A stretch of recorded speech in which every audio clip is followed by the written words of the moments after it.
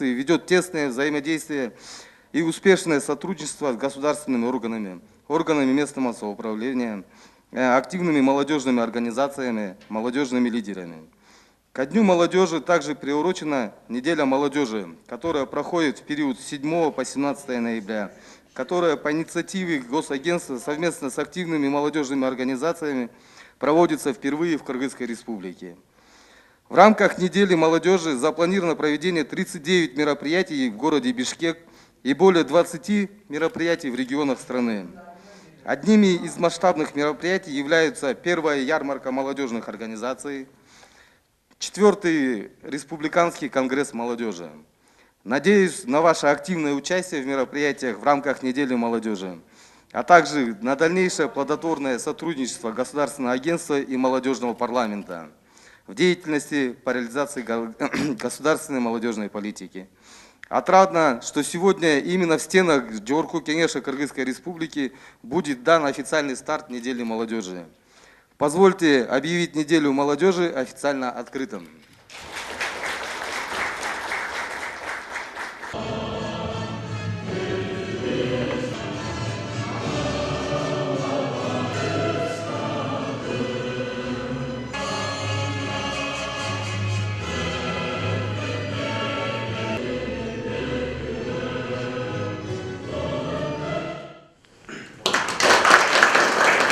Очень долгое время проработал в образовании, вы даете нам молодость, желание быть всегда подтянутыми. И я очень рада, что в Кыргызстане теперь есть День молодежи.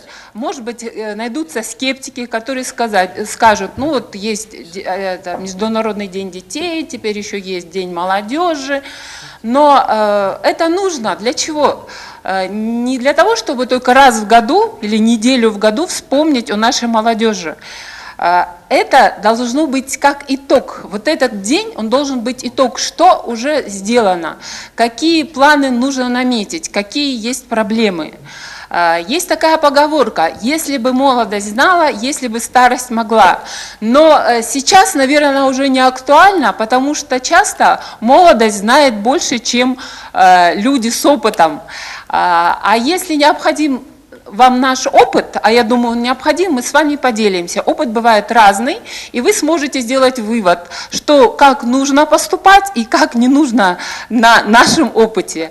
И я думаю, что за вами будущее, и будущее в широком смысле этого слова, что вы сможете сделать нашу страну, представить в новом формате, потому что чем гордиться у нас есть. У нас благодатная страна. Я не слукавлю, если скажу, что наша страна — это центр вселенной. Как выяснилось, если бы Санта-Клаус или Деды Морозы в одно время вышли бы из нашей страны, они бы одновременно успели бы во все страны. Так что я считаю, что вам повезло родиться в нашей стране. Учиться, в какой вы стране захотите, учитесь, но приносите весь этот опыт и багаж знаний к нам. Мы вас поддержим, по крайней мере, в своем лице, я вам точно обещаю поддержку. Я рада, что вы у нас есть. Успехов вам! Кеңештин имаратында куш келипсиздер дейм. Ары күнү ичиңиздерде чоң кыял болсо керек. Ошо кыял сөз жок орундалат. Мен 8-класста окуп жүргөндө 84-жылы ушул ак үй курулуп бүтүп, анда газон деген жок эле, күзүндө чөптүн баары саргайып калат да. Ошо ак үйдүн тегерегине чымды билесиздер да. Биснайлан касып кеткен да. 8-класс элек. Ошо чымдарды машинеге жүктөп атып, мен кыялдандым элем, ошол ак үйдү көрөт болду экен деп. 84-жылы. 94-жылы мен бул жерге референт болуп келдим. Азыр 4-чакырышта Жогорку Кеңештин депутатымын. Сөз жок кыял орундалат. Кыял бул адамды эң бийиктикке серпи турган күч. 3 маселе. Быйыл Кыргызстан 25 жылга толот. Элестетип көрсөңүздөр, дүйнөдө 7000 улут бар. 7000 улут бар.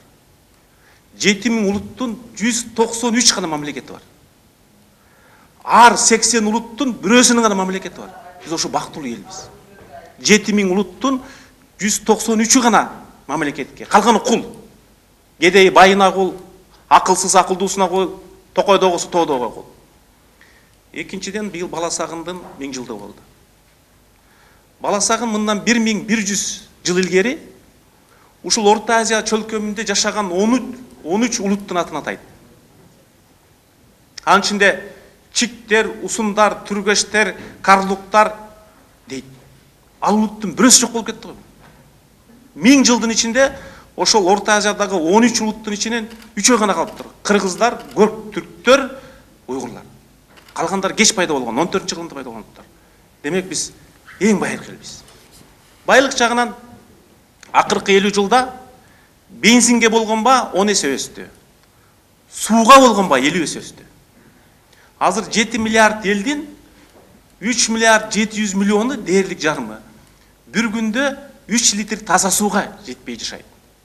Биздин даже жылкыбыз таза сууну тандап ичет го, күйсүн ичпейт. Адам кыргыз эмес, жылкыбыз таза сууну тандап ичет. Асыл жылкыны кыргыздар кантип сындаган билесиздерби? Өзөнгө барып жылкыны айдап өтөт. Кайсы жылкы өзөнгө токтоп, чамынып сууга киринсе, ошол асыл жылкы болот. Ошентип калат. Асыл жылкы гана суунун асылын ичет. Сууга жанып чайкалат. Биздин байлыгыбыз ошол тарыхыбыз. Мындан 1700 жыл илгери дүйнөдө 20 эле улуттун алфавити болгон. Алфавит бүрүнкү айпад сыяктуу. Ошонун ичинен кыргыздардын Орхон Енисей жазуусу болгон. Биз мындан 1700 жыл илгери тамга тааныган элбиз. 90-жылы ЮНЕСКОнун журналы чыккан. Дүйнөдөгү китеп окуунун саны боюнча. Ошондо ар 1000 кишиге китеп окуу жагынан кыргыздар 23-чү орунда турат. Себеби биз Чыңгыз Айтматовду жараткан элбиз. Биз Манас жараткан элбиз. Сөзүмдүн соңунда айтарым, акыркы 90-жылы дүйнөдөгү эң 10 миллиардердин 8-өө нефти магнат болчу. Нефтиден гана миллиардер боло алчу. Бүгүн дүйнөдөгү эң 10 миллиардердин 8-өө IT технология. Компьютерден. Жанагы Блумберг, Цукерберг, Билл Гейтс, Джек Ма акылдын байлыгы нефтин байлыгынан асып кетти. Бүт дүйнөдөгү байлыкты 100% эсептесек, нефт, газ, алтын 22% түсөт. Мейден чыккан байлык 56% түсөт. Биздин байлык ошо. Биз нефт, газ жок деп ызаланбашыбыз керек. Алтынды болсо урдатып ийдик. Кумтөрдүн алтынан биз чөнтөктү байыбыз, ошондон жакшы үй салабыз, көйнө калабыз деген унуткула. Мына бир жума мурун мага Амазондо иштеген кыргыз балдар келди. Амазонду билесиздер, интернет таркы эле. Эки кыргыз бала экен, бирөөнүн аты Аскар. Ошол Амазондун Кыргызстанда өкүлчүлүгүн ачышыптыр. Бай балдар уже. Силердин курактагы балдар. Эмки проектиси $100,000 таап, Евразес мамлекетинин Амазон түзөлдү деп атат. Дордой бул бешевой рынокто. Алар Евразестин интернет рыногуна түшкөн. Интернет дордой түшкөн да. Ана биздин келечек ошо жакта. Анан кыргыздын дагы бир чоң байлыгы бул эркиндик. Бул парламентаризм. Парламент деген эмне? Сен күчтүү экениңди, билимдүү экениңди, лидер экениңди парламенттен келип көрсөтүшүң керек.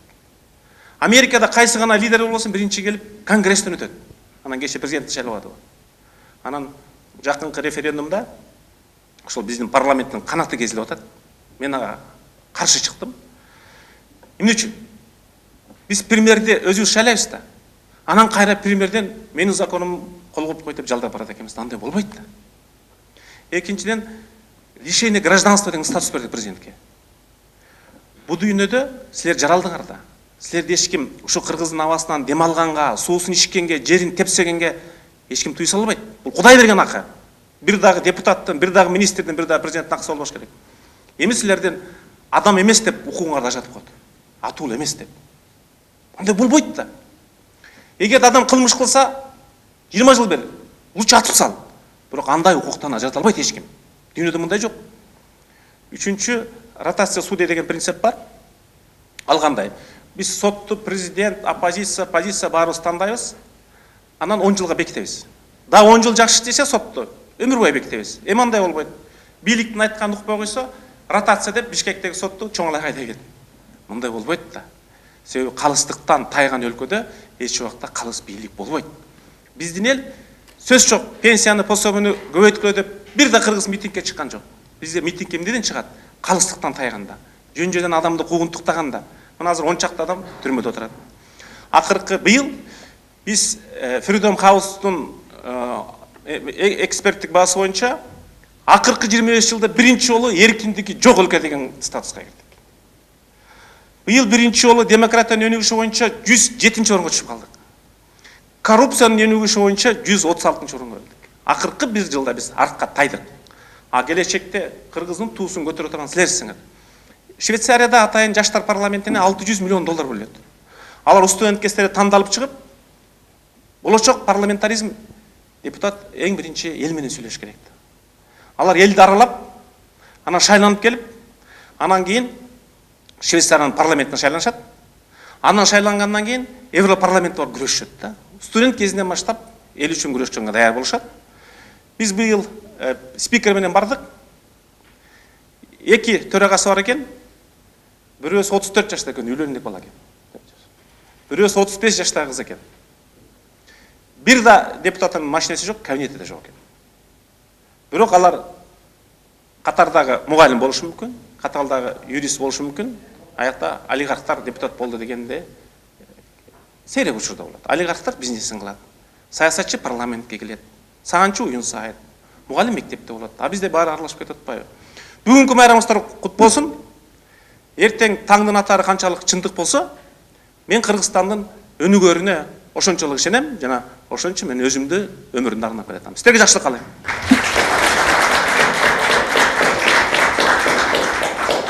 Кийинки сөз Исаков Музафар Ахматкажоевичке берилет. Тургандан аябай кубанычтамын. 2006 жылы мен үчүн мындай жолугушуу юбилейдик десем жаңылышпайм. Биринчи мен өзүм 2006 жылы ушундай жаштар форумунда катышкам. Түздөн түз ал иш-чарага бир салымыбызды кошконбуз десем жаңылышпайм. Ал кезде жаштар комитети департамент болчу, билим берүү министрлигинин астында болчу. Чогуу иштешип, ал жерде мен стажировкада жүргөнмүн. Мен ойлойм, сиздер менен өзүмдү келечегим жана болгон тарыхым тыгыз байланышта деп ойлойм. Анткени жумуш жолумду айыл өкмөттө жаштар комитетинин төрагасы катарында баштаганмын 2001 жылы. Мына бүгүнкү күнгө келип, Кудай кааласа сиздер менен Жогорку кеңештин депутаты катарында жолугушуп отурабыз. Как бы юбилейдик майрамыбыз дейбизби, жалпыбыздын майрамыбыз кут болсун. Бир-эки маселеге токтолуп кетүүнү туура деп таптым. Сөздөн кооз эмеспиз. Бирок менден мурунку сүйлөгөн лидерлерди уктуңуздар сөздөрүн. Парламенттин канаты кесилет деген сөзгө бул эки тарабынан караш керек деп ойлойм. Сиздер мына парламентте кандай талкуу жүрүп атканын көрүп атасыздар. Элибиз дагы көрүп атат түздөн түз. Бул премьер-министрге берилип аткан укук мен ойлойм туура эле деп ойлойм. Анткени көрүп атасыздар, кээде коомчулук тарабынан дагы кабыл алынган мыйзамдар жакшы кабыл алынбай жатат. Кабыл алынган мыйзамдарды бир көрсөңүздөр, жылына канча мыйзам кабылданат, канчалык деңгээлде керектүү, канчалык деңгээлде пайдалуу жана иштеп атат. Бул багытта ошон үчүн президентке ушундай укук берилип атат. Билесиздер, мыйзам акча каражаты менен иш жүзүнө ашат, иш жүзүнө ашырылат. Анын өзүдө бюджет тартыш болуп аткан кезде премьер-министр ушул укугу менен анан канчалык биздин коомго ушу мыйзам керек экенин жана канчалык акча каражаты менен толукталышы катарында эске алынып, премьер-министрге ушундай укук берилип атат. Жарандыкты алып салганга укук берилет деп айтып өтүштү. Өзүңүздөр көрүңүздөр, бир эле пример айтайлы, мынакей Сирияда. Ачык эле айтып атабыз, биздин канча жараныбыз жүрөт деп. Алар эгер бизге кайтып келе турган болсо, бул коркунуч деп айтып атабыз. Туурабы же туура эмеспи? Андай кишилерди кайра кирсе, биз аларды кантип контролдойбуз? Мынакей маселе каякта. Эгер биз так биле турган болсо, бизде мүмкүнчүлүк болот ал кишилерди гражданстводан алып койгонго. Анан кийин кайра кире албайт. Биз улуттун, мамлекеттин коопсуздугун ойлошубуз керек. Жандай эмеспи? Ал эгер гражданстводан кирсе, биз тыюу сала албайбыз ал жагы, кирбе деп айта албайбыз аларды. Эгер бизде факт боло турган болсо, эртеңки биздин келечегибизге, биздин жаштарга, биздин коомго терс нерсени биле турган болсо, биз токтотконго анан бизде мүмкүнчүлүк болот. Туурабы? Же бул кандай дейсиздер? Мен ойлойм бул туура эле. Ошон үчүн урматтуу жаштар, биз мынакей сиздерге кандай мүмкүнчүлүк түзүлүп атат, президентибиз кандай көңүл буруп атат. Мен ойлойм бул жерде биз туура пайдаланышыбыз керек. Анан чечим кабылга келгенде ушундай бир кеңешип, ушундай бир шартта отуруп, мен ойлойм ири отуруп түз чечимге келебиз деп ойлойм. Майрамыбыз кут болсун. Келечекте жакшы ойлорубуз бар. Мен ойлойм сиздер менен биз түздөн түз иштешебиз. Кандай маселе болсо келиңиздер, чакырыңыздар. Чогуу сиздер менен бир жакшы ийгиликтерге жетишебиз деген ойлойм. Ийгилик сиздерге.